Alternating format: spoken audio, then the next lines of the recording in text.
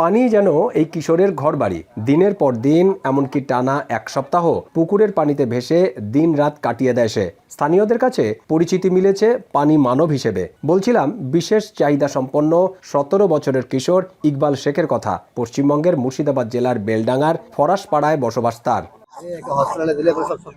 একটানা পানিতে পড়ে থাকার কারণে হাত পায়ের চামড়া সাদা হয়ে যেত ইকবালের। সর্দি কাশিতেও আক্রান্ত হয়েছে সে, কিন্তু তাও পানি ছেড়ে উঠতে চায় না ইকবাল, কারণ ডাঙায় উঠে এলেই শরীরে সেই অসহ্য জ্বালা পোড়া। পরিবার ও স্থানীয় সূত্রে জানা গেছে, বছর 5 আগে থেকে ইকবালের স্বভাব বদলাতে শুরু করে। আগে এক পুকুর থেকে অন্য পুকুরে ভেসে থাকলেও গেল কয়েক মাস ধরে ইকবাল ছিল একটি পুকুরেই। পানিতে ভেসে ভেসেই শুকনো খাবার খেত সে। সামাজিক মাধ্যমে ইকবালের ভিডিও ও ছবি ছড়িয়ে পড়লে তাকে দেখতে ভিড় করেন আশেপাশের এলাকার মানুষ।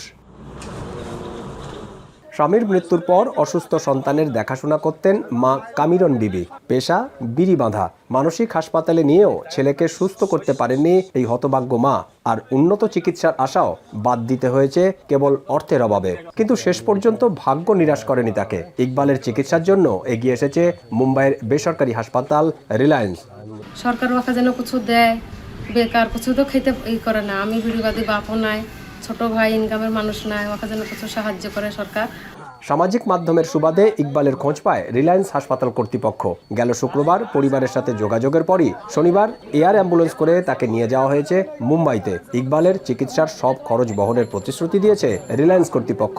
ম্যানেজমেন্টের তরফ থেকে ইনস্ট্রাকশন এসে ইকবালকে যত দ্রুত সম্ভব মুম্বাইতে নিয়ে যাওয়ার জন্য, মুম্বাইতে অত্যাধুনিক ট্রিটমেন্ট পরিষেবা দেওয়ার জন্য আমাদের কোম্পানি পুরো রেসপন্সিবিলিটি নিয়েছে ইকবালের ব্যাপারে। বেলডাঙ্গা গ্রামের বাসিন্দারাও চান সুস্থ হয়ে আবারও বাড়ি ফিরে আসুক ইকবাল। বর্তমান বিধায়ক যে আছেন ভরত কুমার ঝাও, তা ওনাকে বলবো একটু দৃষ্টি আকর্ষণ করে ওনার একটু চিকিৎসার ব্যবস্থা যেন করে দেয়, যে কোনোভাবে হোক ওই জন্য একটু যেন পদক্ষেপ নেয়। মুম্বাইতে ইকবালের সফর সঙ্গী হয়েছেন ইসলামপুরের এক সমাজকর্মী। তিনি জানিয়েছেন, তাৎক্ষণিক চিকিৎসার পর ইতিবাচক সাড়া দিয়েছে ইকবাল। দীপক দেবনাথ, এখন কলকাতা।